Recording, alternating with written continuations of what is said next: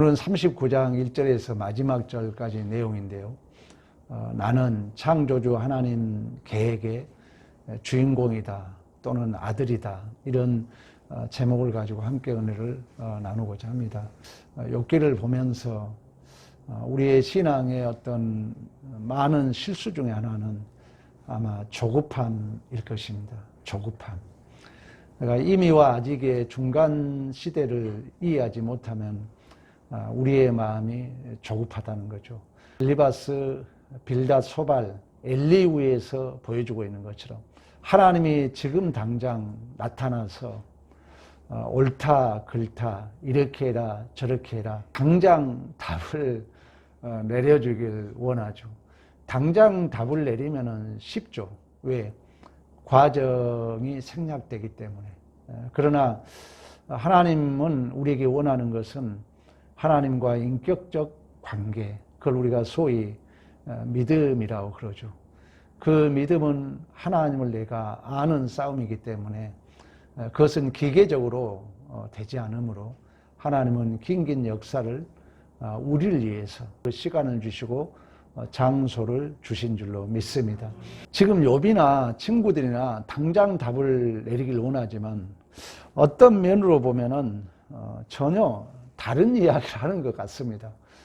갑자기 하나님은 야, 네가 바다를 아느냐, 하늘을 아느냐, 비, 번개, 우박, 서리, 별자리, 이러한 자연의 생태계를 등장하면서 너는 어디 있었느냐, 너는 누구냐, 이렇게 하나님께서는 질문을 합니다. 39장에서도 간단한 답으로 주는 것이 아니라 어떻게 보면 영 딴판과 같은 산염소, 들나귀, 들소, 타조, 말, 매, 독수리를 이제 등장하면서 너는 누구냐라는 거죠. 너는 누구냐? 너는 어디 있었느냐? 너는 알고 있느냐? 이런 질문 속에서 욥기가 서서히 이미 답을 알고 있는 것처럼 말씀만 들었었던 그 하나님을 알게 되고 온 우주에서 욥의 딸들보다 아름다운 자들이 없었더라로 종결되어 간다는 것을 우리는 알고 있습니다. 39장 1절에 그런 얘기를 합니다. 산염소를 내가 아느냐? 내가 본 적이 있느냐? 5절에도 누가 들나귀를 노와 자유롭게 하였느냐? 9절 들소가 너를 위하여 일하겠으며 너 애완간에 머물겠느냐? 11절 내가 그것을 의지하겠느냐? 내 수고를 그것에게 맡기겠느냐? 12절 내 곡식과 내 타작을 그것이 이토하겠느냐? 13절 타조는 즐거이 날개를 치나 학의 깃털과 날개 같겠느냐? 19절 말의 힘을 내가 주었느냐? 내가 입혔느냐? 하나님과 관계 속에서 묻는 거죠. 그러면서 26절도 매가 떠올라서 날개 펴서 남쪽으로 향하는 것이 어찌 내 지혜로 말미암느냐? 27절 독수리가 공중에 떠서 높은 곳에 보금자리를 만드는 것이 내 명령을 따름이냐? 하나님과 어떤 관계를 물으면서 이러한 모든 것들의 어떤 섭리, 생태계, 생육원리, 이런 것을 누가 주장하고 있느냐? 우연히 있는 자연의 법칙이 아니라 누군가에 의해서, 누군가의 목적에 의해서, 누군가의 의도하는 계획에 의해서 움직이고 있다는 것입니다. 성경에도 이와 비슷한 얘기를 하고 있는데 우리 이사야서 한번 55장 1절부터 보면 이는 내 생각이 너희 생각과 다르며 내 길은 너희 길과 다름이니라. 여호와의 말씀이니라. 이는 하늘이 땅보다 높음같이 내 길은 너희의 길보다 높으며 내 생각은 너희 생각보다 높음이니라. 이는 비와 눈이 하늘부터 내려서 그리로 되돌아가지 아니하고 땅을 적셔서 소출이 나게 하며 싹이 나게 하며 파종하는 자에게 종자를 주며 먹는 자에게는 양식을 줌과 같이 내 입에서 나가는 말도 이와 같이 헛되이 내게로 돌아오지 아니하고 나의 기뻐하는 뜻을 이루며 내가 보낸 일에 형통함이니라. 아멘. 비와 눈이 하늘에서 내려서 종자가 싹이 나고 꽃이 피고 열매를 맺어서 또 다른 씨가 되고 양식이 된 것처럼 하나님의 말씀이 입에서 나와서 다시 돌아가지 않고 그 하나님의 기뻐하신 뜻을 이룬 것처럼 이 하나님의 말씀이 곧 하나님이시고 그 말씀이 하나님이 기뻐하신 뜻을 이룬 것처럼 비와 눈이 하늘에서 그냥 떨어져서 그냥 소멸되지 않는다는 거죠. 그러니까 하나님의 말씀과 이 비와 눈과의 동격으로 지금 설명하고 있는 것처럼 온 우주 만물도 마찬가지로 자연의 어떤 우연한 법칙에 의해서 움직여지는 것이 아니라 어떤 인격자에 의해서 그 인격자의 계획에 의해서 의도대로 그의 계획대로 움직이고 있다면 그 역설은 너는 누구냐 이렇게 묻는 것입니다. 하나님과 의논하고 하나님과 대화하고 하나님께서 설명하는 너는 내 아들 대장부 모든 우주 만물을 함께 의논할 수 있는 청지기 바로 주인공이지 않느냐 이런 질문인 줄로 믿습니다. 우리의 존재와 인생 속도 마찬가지죠. 그렇다면 치열한 우리는 이미 욥기를 해왔습니다만 불평이 있을 수 있고 절망 한숨 울부짖음 야곱이 고백했던 것처럼 험한 세월을 살아왔다고 고백했고 모세가 인생이 70이요 강건하면 80이요 그의 연수의 자랑이 수고와 슬픔뿐이라고 했습니다. 그러나 이 모든 것들이 자연 만물이 누군가에 의해서 운영되고 있다면 또 하나님의 말씀이 입에서 나와서 그냥 돌아간 것이 아니라 하나님의 기뻐한 뜻을 이루고 있다면 우리의 존재의 삶도 우리가 보기에는 슬픔이 있고 한숨이 있고 눈물이 있지만 분명 하나님께서는 창세기의 우주 만물을 창조할 때마다 은혜와 사랑을 총동원해서 보시기에 심히 좋았다고 말씀하셨던 것처럼 지금 우리의 존재도 그 하나님의 손길에 그 하나님의 계획 속에 그 하나님의 운영 속에 우리의 존재와 인생이 있는 줄로 믿습니다. 이러한 믿음이 없으면 자연주의에 빠질 수 있다는 거예요. 욥기 20장인가 하면서 그런 얘기 했잖아요. 자연을 보면은 이런 규칙에 움직이잖아요. 그러니까 자연주의는 뭐냐면은 다람쥐 쳇바퀴 도는 것처럼 도는 거예요. 신앙생활도 항상 강조합니다. 여러분들이 어떤 정해진 규범에 의해서 왔다 갔다 하지 말아라. 자연주의가 심해지면 이제 허무주의로 가거든요. 그러니까 자연주의는 그냥 규칙에 의해서 움직여질 뿐이에요. 거기는 가치와 의미와 목표가 없는 것입니다. 그냥 움직이는 거예요. 그거 이제 싫어서 그걸 탈피하고자 이제 허무주의, 쾌락주의로 가요. 그래서 이제 마약, 술, 도박, 절망해요. 자살해요. 그런 데서. 이제 거기서 또 탈피하고자 뭐로 흐르냐면 이제 실존주의로 가요. 실존주의는 뭡니까? 내 마음대로 사는 거예요. 내가 결정하고 내가 판단하고. 이렇게 우리가 신앙이 철학의 사조가 흐를 수 있어요. 그래서 우리는 항상 하나님 안에서 의미를 부여하는 것입니다. 가치를 부여하는 거예요. 어떤 삶의 정황이라도 하나님의 손길에 있다는 의미와 가치를 부여하지 않으면 옳고 그름으로 욥기에서 내 친구들의 실수잖아요. 엘리바스 자기가 가지고 있는 윤리 도덕의 틀에 갇혀버리잖아요. 빌닷은 자기가 경험한 틀에 갇혀버리잖아요. 자기가 경험한 경험주의에 갇히는 거예요. 자연주의의 결과입니다. 우리가 알고 있는 건 소발은 하나님이 이런 하나님이야. 하나님마저도 하나의 규범에 갇혀버린다는 거죠.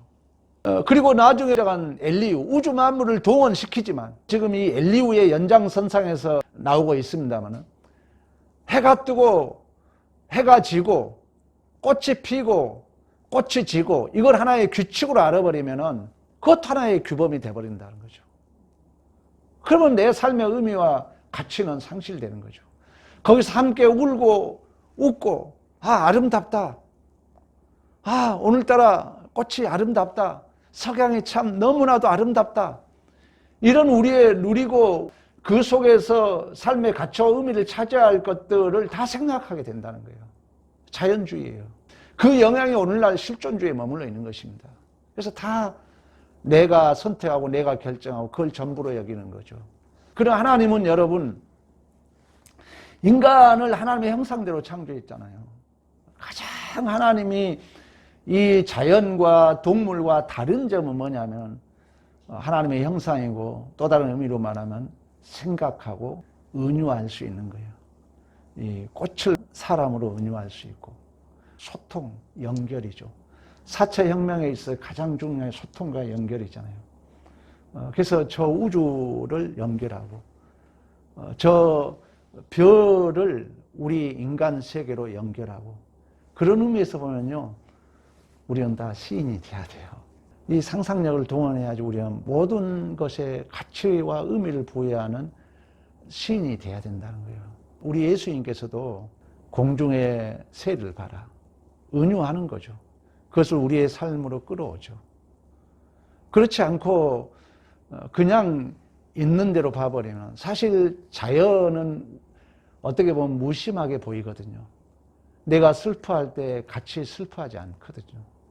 내가 기뻐할 때 같이 기뻐하지 않거든요. 그냥 돌아가는 것 같지만 그렇지 않다는 거예요. 그 속에서는 하나님의 깊고미한 섭리가 있고 또 묵묵히 돌아가는 그 모습 속에 하나님께서는 수없는 아픔 절망 속에서 그 두 철로가 묵묵히 가는 것처럼 그 하나님의 신실하심을 우리에게 보여주고 있는 줄로 믿습니다. 그런 의미에서 본다면은 하나님께서 목적하신 그 구원의 계획은 이미 창세기에서 약속하셨던 것처럼 우리는 이제 이 우주 만물을 다스리고 통치하시고 충만케 하시고 생육 번성할 우리에게 그 권세를 주셨잖아요. 이제 우리가 죄로 말미암아 타락한 것이 이제 그 아들 대신 그 역사를 다스리고 그를 충만케 할 주인공으로 하나님의 아들로서 대장부로서 청지기로서의 완성인 줄로 믿습니다. 이 주인공의 역할이 쉽지 않다는 거예요. 욥에게 한 얘기예요. 어떻게 보면 우리들에게 한 얘기예요. 주인공은 항상 힘들어요. 주인공은 항상 모든 배역을 해야 돼요. 가장 위험한 배역을 해야 돼요. 그러나 우리의 욥기에 중요한 게 뭡니까? 모르면은 모든 책임이 나에게 있는 거예요. 그러나 이 주인공이 그 감독의 계획을 알았을 때는 자유를 누리는 거죠. 우리의 신앙도 마찬가지입니다. 우리가 하나님을 모르기 때문에 원망스러울 뿐이에요. 치열한 불평이 있을 뿐이에요. 그러나 그 주인공이 어떠한 위험이 있다 할지라도 이제 시나리오를 보면은 그 작가가 어떤 의도에 있다는 것을 알면은 그 모든 걸 무릅쓰고 그 원고를 받고 내가 참여하겠다고 그런다잖아요. 연예인들 여러분 얘기 들어보잖아요. 배우들의 얘기. 우리도 마찬가지입니다. 우리의 배역이 때로 힘들고 어려울 수 있습니다. 그러나 이 창세기에서 보여주고 있는 것처럼 모든 것을 우리에게 하나님이 맡기셨다는 것입니다. 물론 죄로 말미암아 우리가 그 하나님의 형상을 상실되었고 우리의 형상이 찢겨졌지만 이제 하나님은 다시는 그 회복을 위해서 욥기의 삶이 긴긴 42장까지 가고 있는 것처럼 우리의 삶도 마찬가지예요. 그런 의미에서 본다면 우리가 그 시간 그 장소 그 사건 그 만남 그 정황 나에게 손해인 것 같고 때로는 이해되지 않는 일을 겪는다 하지만 내가 하나님의 자녀로서 그 주인공으로서 그 대장부로서 성장할 수 있는 복된 기회다. 또 한 가지 긍정적 의미는 그 장소에서 그 만남을 통해서 우리는 하나님의 계획의 그 위대한 프로젝트의 주인공으로서 내 역할을 충분히 발휘할 수 있는 명예로운 복된 기회다. 누가 여러분 미워합니까? 어떤 어려운 일이 있습니까? 역설의 복음이라고 어떤 부조리가 있습니까? 불합리합니까? 그럴수록 내가 그 속에서 하나님의 형상을 회복한 자로서의 그 하나님의 자녀다움을 드러낼 수 있는 명예로운 복된 기회인 줄로 믿습니다. 욥에게 그 얘기를 하는 거예요. 그래서 이제 이 하나님의 형상이 회복되면, 하나님 나라가 완성되면은, 지금 하나님께서 자연의 모든 생태계와 하늘과 바다, 땅, 구름, 별자리, 바람, 얼음, 서리, 또 우리가 39장에서는 산, 염소, 들나귀, 들소, 타조, 말, 매, 독수리를 등장하고 있는 것처럼 이제 하나님 나라는 그러면 어떻게 될 것인가를 이미 이사야서 예수 그리스도가 이 땅에 오셔서 완성될 그 나라를 약간 맛을 보여주고 있어요. 우리 이사야 한번 찾아볼까요? 11장에 6절 9절 그때의 이리가 어린 양과 함께 살며 표범이 어린 염소와 함께 누우며 송아지와 어린 사자와 살진 짐승이 함께 있어 어린아이에게 끌리며 암소와 곰이 함께 먹으며 그것들의 새끼가 함께 엎드리며 사자가 소처럼 풀을 먹을 것이며 젖먹는 아이가 독사의 구멍에 장난하며 젖된 어린아이가 독사의 굴에 손을 넣을 것이라.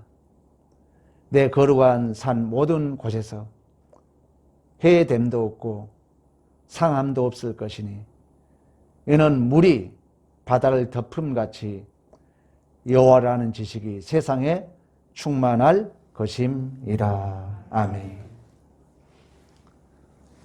여러분이 하나님의 지식이 충만하면요, 독사의 굴에 손을 넣어도 물지 않는 것,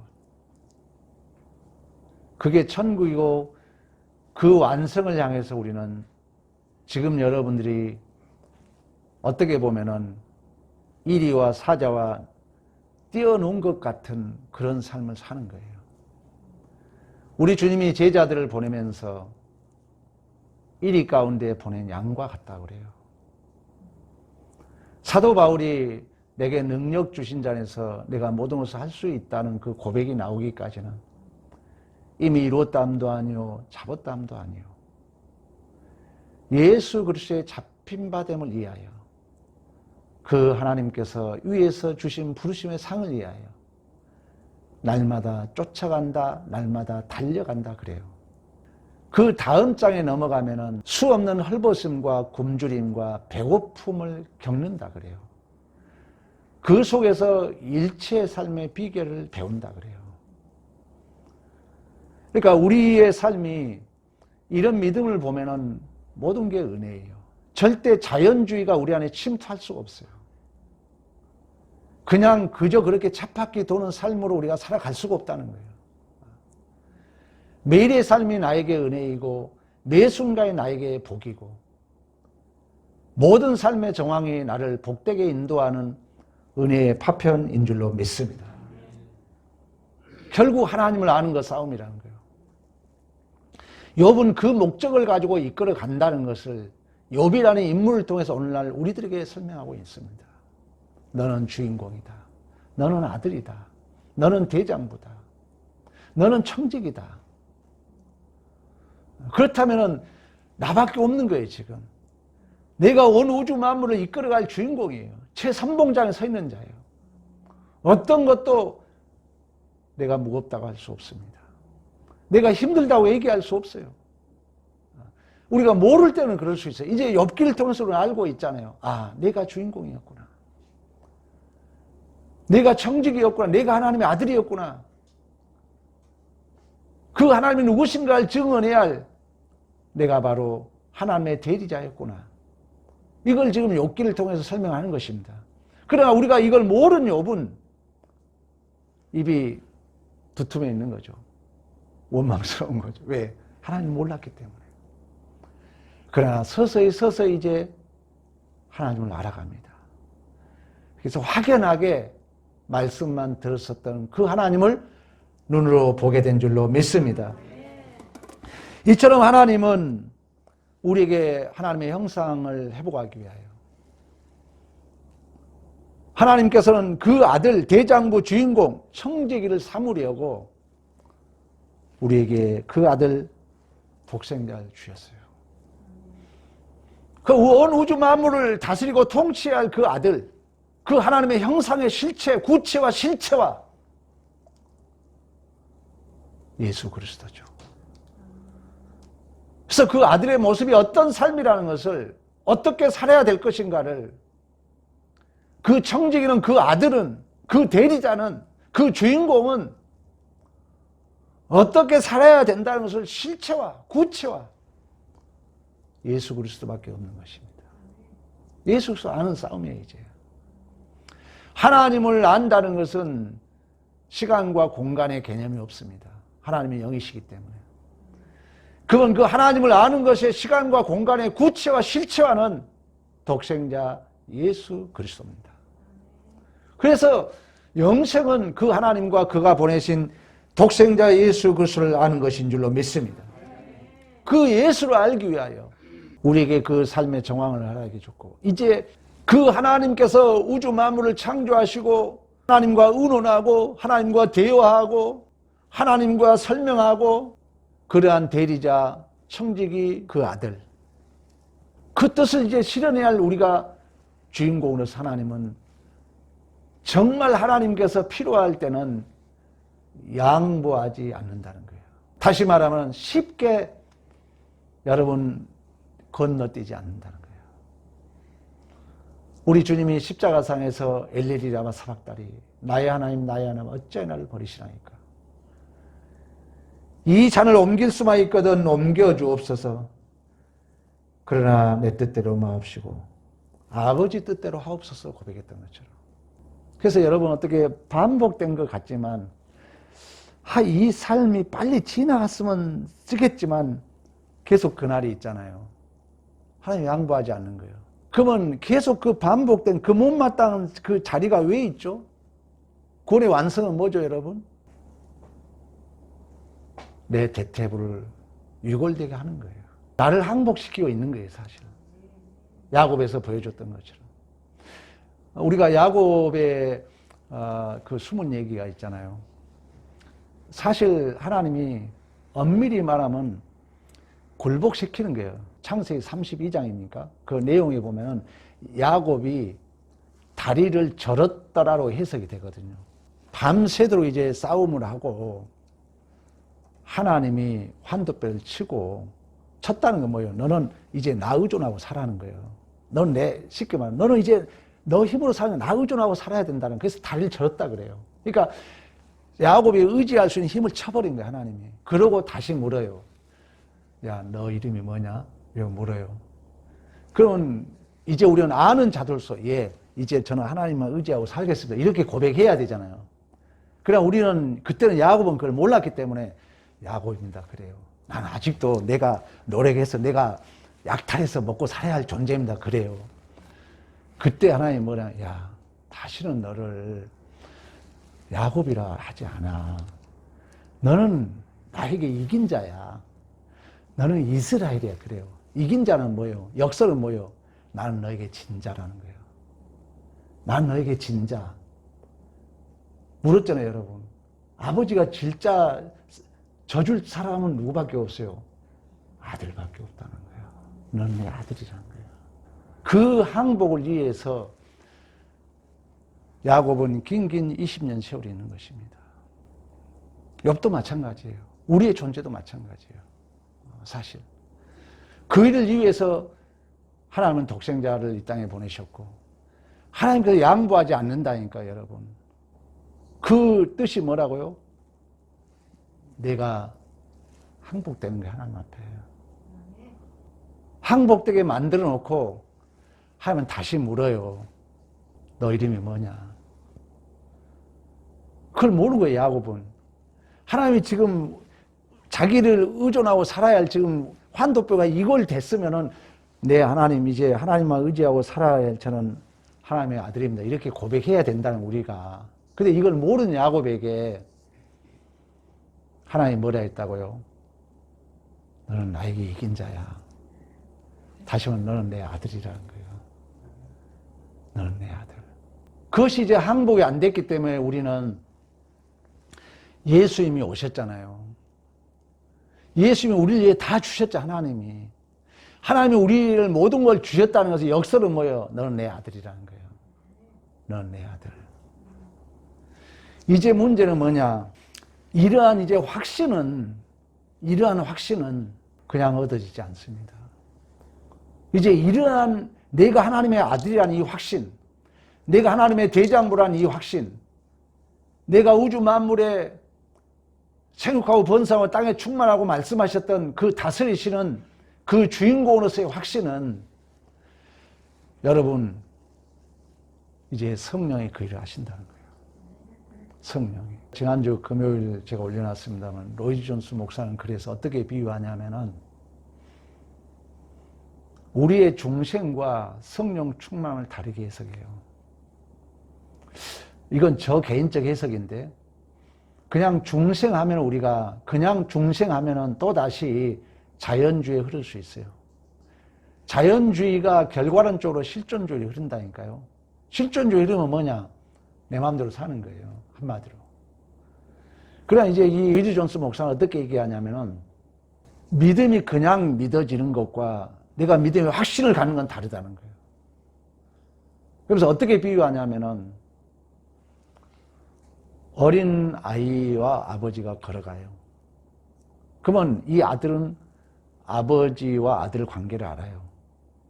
그러나 걸어가다가 아버지가 그 아들을 안아요.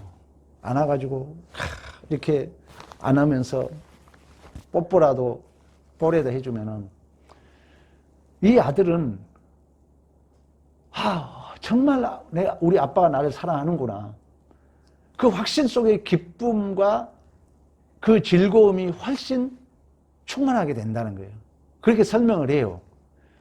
그런 의미에서 우리가 믿음의 확신을 성령 세례가 성령 충만하러 가는데 그 성령 충만함의 내 주관적 확실한 증거라고 그래요. 이 확신이 있느냐는 얘기예요. 그냥 쳇바퀴 돌듯이 오늘도 그냥 말씀 듣고 간다가 아니라 그래서 로이드 존스 목사는 이 중생과 성령 세례를 나누고 있습니다. 성령 세례를 받아야 된다. 성령 충만을 받아야 된다는 거예요. 성령 충만을 받아야 내가 확신을 가지고 내가 아들로서 그 주인공으로서 대리자로서 내가 대장부로서의 그 사명을 감당할 수 있다. 이렇게 한 시대에 대설교가로서 유명했던 그 목사는 그렇게 정의를 하고 있습니다. 욥기는 결론으로 갑니다. 여러분들이 욥기를 끝나가면서 성경이 선언해요. 말씀만 들었어도 하나님을 본다는 거예요. 온 우주의 모든 딸들보다 더 아름다웠다는 거예요. 우리도 욥기를 맞춰가면 뭔가 내 안에 그런 확신이 있어야 되잖아요. 그냥 자연주의에 흘러가는 매일의 삶이 그날이 그날 같은 삶이 아니라 긍정적이든 부정적이든 그 사건 그 만남이 내가 하나님의 자녀다운 자로서 성숙되어 가고 하나님께 삶의 의미와 가치를 부여한 자로서 매일의 삶이 독수리가 하늘을 나름 같은 그런 새 힘을 공급받는 우리의 삶이 돼야 되며 가면 갈수록 우리가 먼 우주 만물의 딸들보다 더 아름다운 토부, 선 자체, 하나님의 형상 회복, 구체화시키시고 실체화시키신 예수 그리스도의 닮은 자로서의 우리의 삶도 구체화되고 실체화되는 복된 삶이 되시기를 간절히 축원합니다. 우리